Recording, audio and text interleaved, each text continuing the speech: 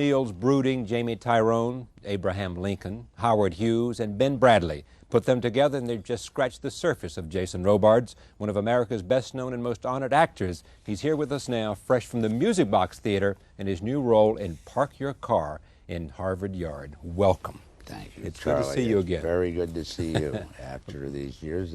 We've done some shows together, and it's always a pleasure to come here. Thank you very much. Yes. Last time, I was trying to remember whether the last time was in California or was it in Washington, but it's good to have you here. Yeah. You know what I did not know about you, and I just learned this because of all the attention. You, tell me if I'm wrong, were at Pearl Harbor. Yeah, that's right. You were there as a seaman. I was in the Navy then, yes. But were you at Pearl Harbor? Yes, we were, and we were on the Navy. I was in the Navy Yard then, but nothing happened to where I was.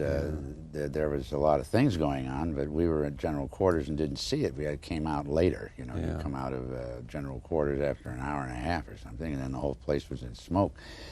I was not out in the open where a lot of these Battleship Row and all those places, they got hit, you know, very badly, and also Hickam and Kaneohe, all the other parts that they attacked. They attacked other places, Schofield and Barracks, a few other places. But I've been in the Navy then a couple of years, and I was 19, and then the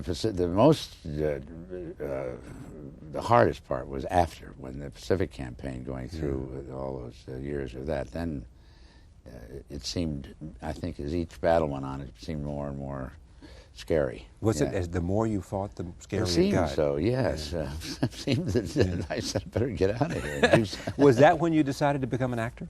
Your father had been an actor. My father was an actor, and I think probably a lot of his by osmosis or something must have rubbed off, even though at the time I never thought of doing it, because I saw him go downhill as an actor, and I thought, I don't want to be in a profession like that. But then the bug was there, I'm sure. And he advised me to learn something about it, go to school in New York, the American Academy, where he had gone, and I did, and that was it. And once I got a little taste of it. What is it, the magic of it for you think? I mean, it's in your blood, but what was the magic? What was, is it just, the theater was the magic. For you? You know, I never did a movie until I was almost 40. I acted only on the stage. It was very, that was the magic, was to go out and become part of there's a stage life that is different from life. It is a compressed life.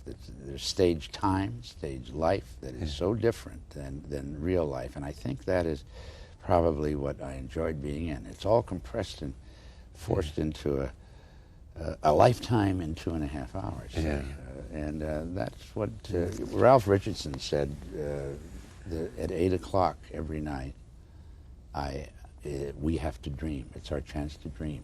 And that means the curtain goes up and you're in a... And you become somebody else. That's what live in another world for 2 hours. And you also feel that you put out something and it is returned. It is returned by the audience. You put out the author, the audience, and the actor all become one round unit.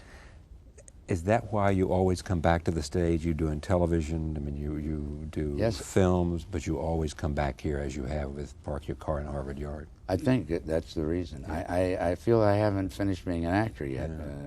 You know, you often say, gee, maybe I should direct or try to find some properties and produce them. You're still learning. I'm still learning, and I always learn something. That's another thing about the stage. Every night you learn something. But tell me this great story. What? I think it was Moon for the Misbegotten, you and Colleen Dewhurst, and you don't come on until, what, 30 minutes into the play?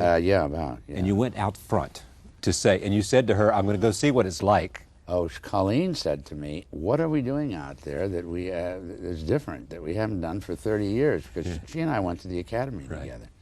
So I said, look, I've got time to go out front. I'll go out the pass door in my costume, and I'll stand in the back, and I'll tell you what I see. And I went out, and I stood for through the 2 scenes, and then I had to go back. So after the first act, she said, what was it? What are we doing? So I said, nothing. Same thing we've always done. She had a good laugh. We're no better than we ever were. The material is. The material was good.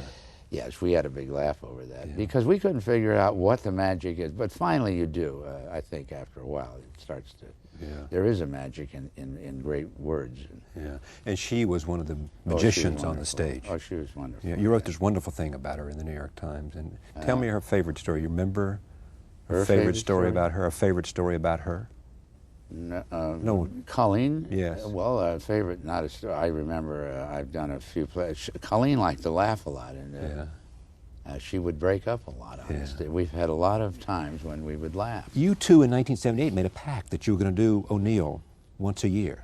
We did. We did O'Neill every year from his 90th birthday to his 100th. Yeah. Those 10 years, it was a number of us were involved. Barbara and Arthur Gelb and Marty Siegel and George White. It was sort of an O'Neill committee. Jose and Jose Quintero. Jose Quintero, and we all honored him for those 10 years from 90 to 100. Then on his 100th birthday, we did the two family plays, Our Wilderness and Long Day's Journey into Night, in which Colleen and I played the parents in both plays. And Campbell Scott, who was Colleen and George's son, who is opening in Pericles, by the way, this Sunday here at the Public Theater in Shakespeare. Campbell played our son in both plays, which is very, is wonderful that her son played her son. It's incredible. Yeah. Is there an affinity between your life and O'Neill's life? His father was an actor. Your father was an actor. I feel that. You both went to sea. Do a lot of boozing. Yeah. Did he gave it up? Or he gave it up, I think. Yeah. Yeah. You gave it up. Yeah, I gave it up. He gave it up. Yeah. Did you feel an affinity with him when you read the words that this is a man that I feel a brotherhood with? I did. I don't know what it was. It wasn't. It seemed that I understood the paths to take in behavior when I saw his script. Saw his play. I didn't see it as literature or anything. I saw, I know how that path is. Like you felt it. Yeah, I felt I should be, how I could wail into the night for my mother, or be jokey, or all sorts of things, or a Broadway wise guy. All those things sort of, I said, I know how to do that. It just hit me that way. Yeah, but all these characters ended up in tragedy or disaster or death. Except Our Wilderness. No, that's a comedy. Good. Yeah, but that's a comedy. It was fun. Yeah. A lot of love in But it. he said tragic was not to be viewed as gloom, that tragic had its own beauty. Yes, I guess he did feel that way, didn't he? I forgot all those things. I used to, the quotes of his, but so that's part of life, tragedy. And one of the interesting things about him that I read about O'Neill was that he was born in a hotel room because his parents were of the theater. 44th and Broadway. Yeah, and he died in Boston in a hotel room. And he said I read the last words out of his mouth were, "Born in a hotel room, and goddamn, I'm dying in a hotel room." Yeah. Is that true? Damn it, died in a hotel Damn it, died room. in a hotel room. That's right. Yeah. Now, I'm involved in a place out in California where he wrote the last 5 plays: The Iceman, The Huey, Long Day's Journey, Moon. The great ones. Great ones, to the poet. Called Dow House, and that was the real house that he owned, and wrote the plays in it. It's a wonderful place for people to go to get an idea. It's up in the Las Trampas wilderness. It's a great place to go to get an idea of O'Neill, how he wrote, and they've restored it. Done a wonderful job, the people out there. When people say Jason Robards, the foremost interpreter of O'Neill in America, you feel that's pretty high honor. Yes, that's a nice accolade. You can live with that. I can live with it, but it's hard to think that way, really. You know, you think, I'm sure many other people can interpret him just as well. It was just coincidental. I did 2 plays, and I didn't do another O'Neill play for 11 years. You know, I did Arthur Miller and Hellman. So many. Herb Gardner, I did his. Yeah, 1,000 Clowns, one of your favorites. Yeah, I love that. It's something people say, I guess, but you know that's on the stage, and it's fleeting. It's gone, and there'll be others. There's a lot of young and wonderful actors come along and do the same thing and do it better, probably. Yeah, let me talk a little bit about the theater, because Ian McKellen was here last night talking about the theater coming over. He's coming to play Richard III. Does it still play the same role in American life that it used to when you first started doing O'Neill? Well, when I first started doing the theater, I was or even earlier than that. I first started out as a super in the D'Oyly Card Opera Company. But no, there's not as many theaters, and the commercial theaters changed a lot. And and as I say, there's not near, there were 70, 80 theaters, now there's 38 or something, and it's just the times, you know. We have television, we have movies, we have so much information, so many things coming in now that we didn't have, and New York has changed in a way where everybody in New York has moved to Long Island and Connecticut, Jersey, and coming into the theaters a hard now deal. It's a much different deal. Right. And of course, we didn't have a television. We were looking at a little thing that big. Right. You go to the theater for $1.50. I saw Frank Fay and Harvey. And there was community. You saw Frank Fay and Harvey for $1.50. $1.50. I sat in the balcony. Yeah. And you see, the neighborhoods were all here that have now gone out into the suburbs, and we're all mobile. And so everybody go to the theater. Yeah. You could run 3 or 4 months, you'd be a hit. Yeah. No matter, and you had 7 papers, no matter what the you review. bet. Now we have 1 paper that counts for our future, really, for selling tickets. And Is it too powerful, you think? that is too. Yeah. I think it's the way things are. Just I think live it with is too powerful. Yeah. I think that, and I have television critics and all. I think that everybody should be considered. But you see, a paper like the Times is sent out in a national edition. Right. Somebody reading it in Peoria says, "Oh well, I won't see that because it wasn't very good." Yeah. I think there's room that it robs people of seeing plays they might like to see by. Yeah. I don't mean we should that you should rave about everything, but there are things that do have a lot of merit. Especially the play I'm in now, I think has a great deal of merit. I want to talk about that too, but let me talk about some other things. Come to that because I want to talk about that a lot. You also do films, and you did Ben Bradlee and Howard Hughes. You played a whole series of real people. Is it different to prepare for that than it is to prepare for the theater? No, if somebody say, I was in Baltimore doing this play, and somebody said, hey, you know, I couldn't take my eyes off you. You look just like Robert E. Lee. There is something to that. Yeah, there is something. I know Robert. Yeah, I know Robert. So maybe I can get a thing Except that you were the voice of Ulysses S. Grant in the PBS series terrible? On the Civil War. Yeah. Isn't that terrible? And you played Abraham Lincoln. I played Lincoln 3 times, yeah. So maybe I should play Massa Bob, huh? Actually, there's a lot of redefinition of him now. He's going through a lot of revision. Oh, he was a great man. I'd love to do something on him. Union soldiers guarded Mrs. Lee's house in Richmond after, and they, to protect her, and there was a great reverence. But a lot of discussion in historical circles about him as a general and all of that. Let me just come back to also all these do you remember characters? The Gettysburg Address? Can you? No, I don't remember it. Yeah. I did it. I know you did. I did it a number of times. We did 12 takes on it. 12 takes on it? Yeah. Not to forget, but the different coverage. Yeah, different angles and all those kind of things. I did it over and over, but it's a very moving thing. You always wanted to play Lear in King Lear. I always did, and I had a chance to, and I am sorry that I didn't, but I was, again, in the usual cash flow situation. You wanted some money. I had lost out on a part that I was sure I was going to get in a film, which would have been finished and enabled me to go ahead with that commitment. What was that part? Can you tell me? Yes, I thought I would get it. It was in Other People's Money. Really? And I didn't get it. Who got it? Gregory Peck. Really? Yes, so that's fine. I'm I know, very you don't happy. Begrudge him. No, that's fine. But you thought you would get it and you could finish it and then you could go then do I'll Lear. have that. Then I'll have the. I could afford to do it, and I couldn't. And Bob Rustein wanted me to do it up at Harvard, and I thought, Adrian Hall was going to direct, and I thought all set. And then this thing came along, so I had to go to work. And I went down. I did a television show, and then I did a movie.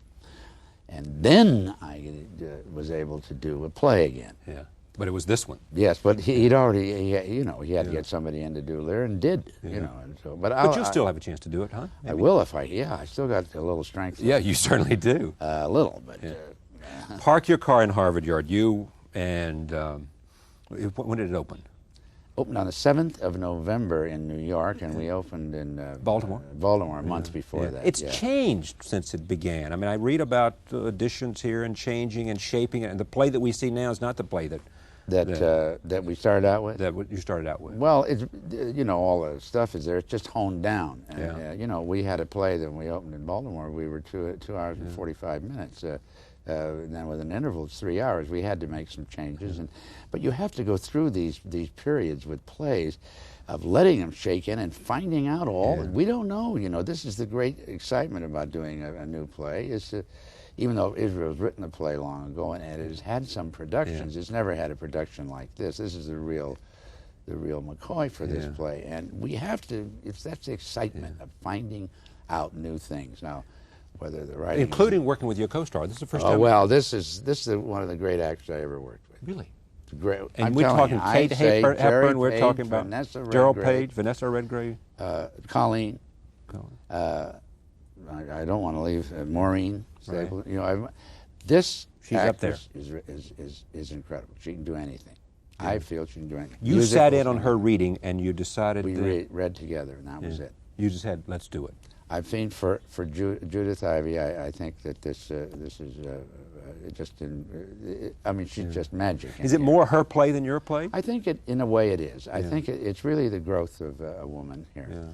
It's really her liberation and free, and you know somehow that she'll never go back to what she was after this encounter. This is the story of an 81-year-old man, right? 80 was he? 80? Well, yeah, it's supposed to be, but I can't play him that old. So you play, but he's a retired school teacher. Yeah. And she comes and she answers an ad, and she comes there as a housekeeper, and the tension and the relationship takes off from there. It takes off from there. We find out other things, very interesting things happen, that she knows we find out that they've known each other before, though he doesn't know it. So things then become... Now, would I give it away if I told how he knew her, how she knew him? Yeah, well, yeah, maybe. Okay, I don't want to talk about that. I just say that there's a tension underlying it. That you don't know, but you feel kind of. And doing this play, some people have said, why did he decide I feel redemption. I feel I'm redeemed. Redeemed because? Because of her. Yeah. As the character and also as an actor acting with Judith. She redeems me. gives me hope. Yeah. Acting has been everything that you expected from it. It has given you more than you. And I have. Acting has given me, yes, it's given me an education and a love and an understanding and a learning. You constantly learn, and it gives, it enables me to be childish with my children. Yes. I may have asked you this, but I mean, in terms of film, any favorite role that you had in film? Well, couple, yeah. You know, I loved doing Cable Hogue with Peckinpah because I liked working with Sam. That was a good picture. And I loved Sergio Leone. I did a Western with him, and he was wonderful. And Clowns was you know. Sergio Leone invented the spaghetti Western. Yeah, but he did a marvelous job on Once Upon a Time in the West. It was a big, wonderful production. He knew more about the history of the West and what went on than we do here. Yeah. He was an incredible guy, Sergio. Yeah.